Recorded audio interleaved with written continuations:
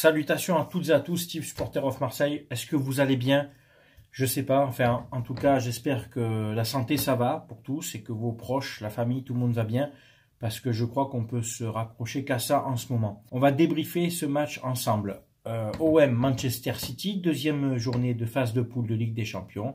Défaite 3-0 à domicile, c'est parti. Bon, avant d'attaquer ce débrief, je tiens à remercier un groupe Facebook, hein, donc pas une page, hein, un groupe Facebook qui a énormément de membres et qui m'a permis de voir le match parce qu'ils ont fait un live, hein, ils font des lives pour tous les matchs, donc il a fait en deux parties, première, deuxième mi-temps. Je vais pas dire le nom du groupe parce que je veux pas leur faire de la pub, mais pour pas que ça leur desserve, j'ai pas envie que des haineux aillent sur leur groupe et signale les lives et que ça prive les gens qui ne puissent pas voir le match de les voir. Voilà, parce qu'ils font un super travail.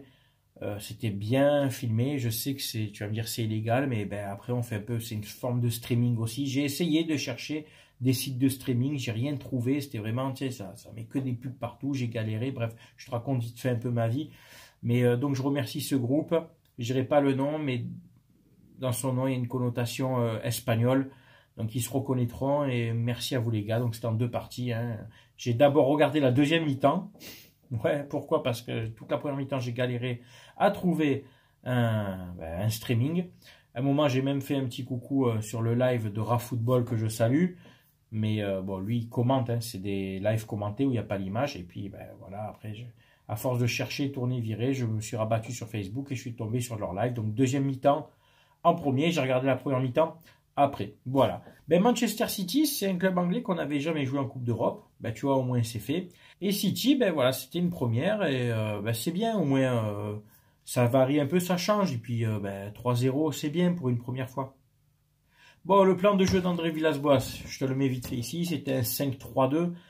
Moi, ce que j'avais fait dans la journée, si tu me suis sur mes réseaux, hein, Instagram ou Facebook, j'avais plutôt proposé un 3-5-2. C'est légèrement différent. Bon, en phase défensive, tu retombes à 5, mais vraiment, quand tu as le ballon, tes deux ailiers, les deux, hein, je dis bien, pas un tour de rôle, montent jusqu'au milieu de terrain pour faire un milieu de terrain à 4, puisqu'après, tu as ton meneur de jeu, le 10, qui est un peu plus haut, donc un milieu de terrain à 4 pour densifier, et après, lancer des offensives ou de gauche ou de droite, et là, donc, un des deux ailiers monte, à Mavi ou Sakai, en l'occurrence. Moi, j'avais prévu plus Sanson, de par son coffre, sa vitesse, sa capacité à centrer, toutes des qualités que Sakai n'a pas, qu'on a pu voir. Il n'a plus trop de vitesse, techniquement il est juste, et puis les centres Sakai, on le voit bien depuis un moment, ça marche pas. Donc dans un 3-5-2, je le maintiens, hein, même contre vents et marées, je me suis même fait insulter, c'est dingue. Tranquille, ça, j'ai juste proposé une compo en mettant Sanson. Il y en a qui te disent, bon, je suis d'accord ou pas, le débat est ouvert, et il y en a qui t'insultent. Oh les gars, restez tranquille. J'ai pas mis votre grand-mère sur le terrain. J'ai mis Morgan Sanson, sans déconner. Calmez-vous. Les réseaux sociaux, pour ça, c'est magique, quoi. Des mecs derrière un écran qui se laissent pousser des couilles. Enfin bref, c'est un autre débat, ça. Bon, la défense centrale, donc c'était Balerdi, Alvaro, Caleta-Car. Bon, ça a souffert, hein, ça a souffert tout le match. Ça a récupéré des ballons. Ça en a perdu beaucoup. C'était pas dans le bon tempo. Des relances ratées, que ça. Là, globalement pour les trois. Alvaro qui a souvent dégagé pour donner de l'air à sa défense. Balerdi qui a récupéré, je ne vais pas l'enterrer complètement, qui a récupéré quelques ballons, mais qui a souffert, hein, tout comme Caleta-Car de l'autre côté. C'est le niveau Ligue des Champions, hein, les enfants.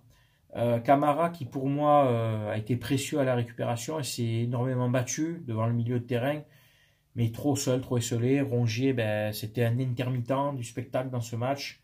Des fois de la bonne récup, quelques ballons grattés à droite à gauche, et puis des fois complètement transparent. Et puis il fait cette passe. Oui, il fait cette passe approximative. Quand tu es à 20 mètres des buts, Valentin, c'est précis, c'est dans les pieds, quoi. Tu peux pas te permettre, tu es en Ligue des Champions là. Hein, vous voyez ce que je vous disais, les erreurs en Ligue des Champions, tu les payes cash. On l'a vu au Pirée, hein, contre l'Olympiakos. Et puis là, on le voit contre City. Hein.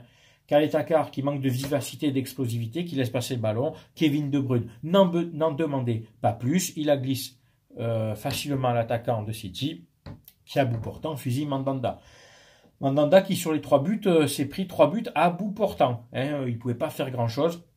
Il a quand même fait 2 ou 3 arrêts qui ont été importants et qui ont rassuré la défense. Le jeu au pied, on s'est beaucoup appuyé sur Mandanda, mais bon, sur les 3 buts, le pauvre, il ne peut pas faire grand-chose. Les latéraux, Sakai, on en a parlé. On a parlé surtout de ses faiblesses, vitesse, technique et apport offensif de centre. Il a plu. C'est un guerrier, je l'aime beaucoup. C'est un joueur que j'ai toujours soutenu, mais qui pour moi n'a pas du tout le niveau Ligue des Champions. D'autre côté, à ma vie, qui monte encore en puissance de match en match, malgré qu'il avait Sterling comme client.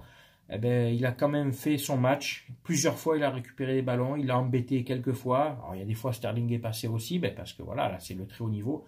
Mais à ma vie convaincant et qui a fait son match. Donc les 3 devant, Camara, Rongier, Cuisance, on a vu pour Camara et Rongier. Cuisance,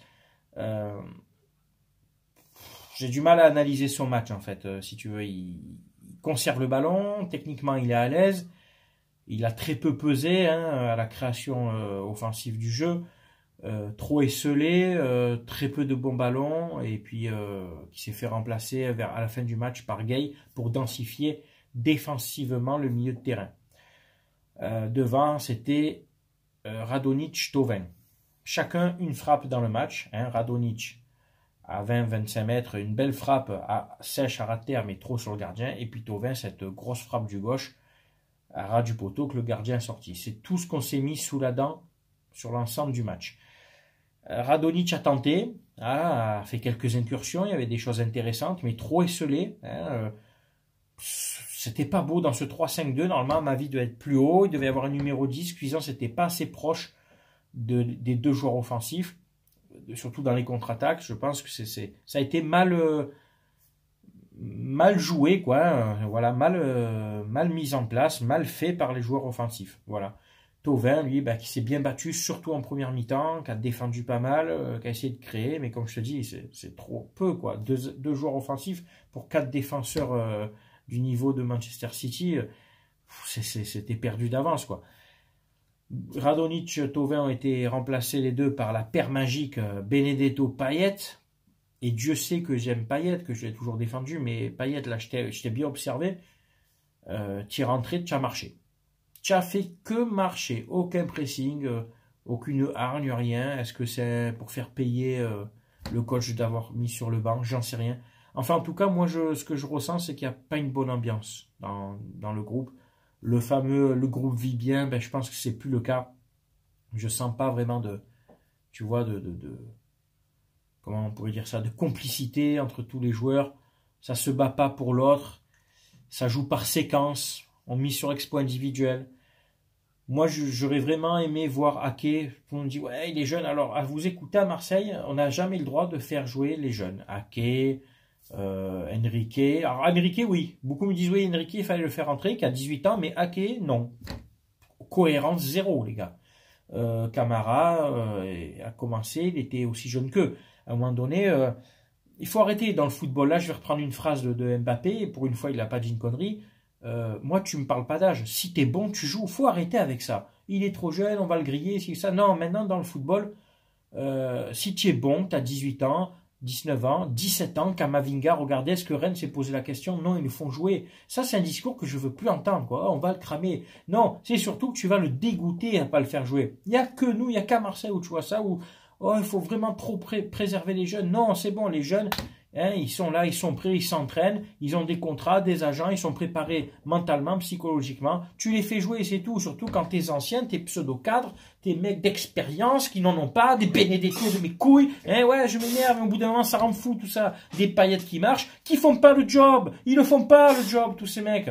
Donc à un moment, fais jouer les jeunes, tu les as recrutés, fais-les jouer. AVB, toujours tes changements tardifs là en fin de match. Tu vois que ça marche pas, tu changes rien. À ce rythme-là, mec, tu vas pas finir la saison. Si tu étais un entraîneur français, tout le monde demanderait ta démission. Mais comme c'est AVB, il est portugais, il est cool, il est fun, il fait du vélo sur la Seine-Victoire. On s'en bat les couilles de tout ça. On s'en bat les couilles. Payet, on va reparler de ce que tu as dit sur Payet. Je reviens il y a quelques jours, là. Quand tu dis il fait le même poids que l'année dernière. Ouais, c'est clair, il fait le même poids. Mais c'est l'indice, la masse de graisse qu'il faut voir. L'indice de masse corporelle, on dit l'IMC. Dans ces cas-là, Pierre Ménès fait le même poids que Dwight Johnson, c'est The Rock. Ouais, ils font le même poids, mais regarde la corpulence des mecs. Ouais, C'est sûr, il a perdu du muscle, il a pris du gras, Payet, il fait le moins de poids, c'est bon. C'est bon, tes analyses aussi AVB, ça va un moment, ça aussi. Arrête de nous prendre pour des cons.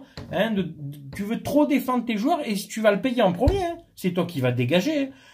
Moi, je vous dis, moi, les coachs, ça passe, ça va, ça vient à l'OM. Il y a des coachs, moi, qui m'ont plus marqué que d'autres, qui ont été plus attachants que d'autres, qui, pour moi, créent plus de jeux. Hein, Bielsa, c'était un vrai tacticien, hein, il crée du jeu. Guéret, hein, c'est un vrai tacticien aussi, avec un vrai fond de jeu. AVB, je suis désolé, il n'y a pas de fond de jeu. Posez-vous la question aussi, pourquoi il était sans club? Pourquoi personne n'est trop allé le chercher? Je commence à remettre ses compétences en question. Désolé, mais oui. Bref, donc on rentre à la mi-temps avec 1-0, avec cette erreur de Rongier, Calais-Takar. Le deuxième but, bon, Cafou fait une tête dans la surface, tout le monde regarde l'espace, c'est le ballon, et ça rentre. Et le troisième, pour moi, je pense qu'il est hors jeu, tu me corrigeras, c'est pas ça, mais je le vois vraiment hors jeu, ça change pas grand-chose, hein, je te le dis. Je suis vraiment déçu de la prestation des joueurs, je suis même agacé, tu vois, ça commence à me gonfler.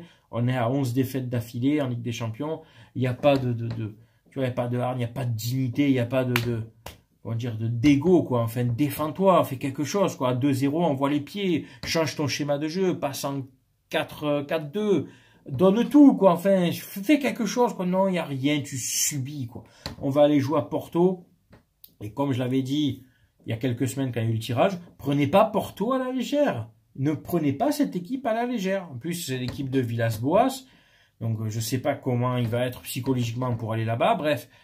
Enfin, ouais, je suis vraiment agacé de tout ça, quoi, et on verra ce que ça va donner. Je vais faire une petite parenthèse. S'il vous plaît, arrêtez de m'envoyer en screen, hein, en capture d'écran, les publications des youtubeurs parisiens quand on perd, forcément, ils nous charrient, quand on gagne, hein, ils publient rien. J'en ai rien à foutre de ces mecs. Arrêtez d'aller sur leur page. Arrêtez de leur donner des vues, c'est YouTube, tu marches avec les vues. Arrêtez de leur donner de la force, même indirectement. Hein, tous ces youtubeurs, il y en a plein, je ne veux plus les citer, vous les savez. Ça sert à rien de m'envoyer les publications parce que je ne vais pas aller leur répondre pour vous tous. Vous êtes assez grands pour le faire. Mais ça ne sert à rien. Ils en jouent ça. Et puis ça, ça les fait un peu bander que vous veniez. Leur répondez plus. Laissez-les, tous ces nœuds-là, on leur pisse au cul. C'est tout pour ce débrief. C'était Steve, supporter of Marseille. Merci d'avoir écouté ma vidéo. C'est à toi maintenant de commenter, de donner ton avis sur ce match. Si j'ai oublié quelque chose, n'hésite pas. On se dit à très bientôt. Portez-vous bien. Ciao, ciao tout le monde.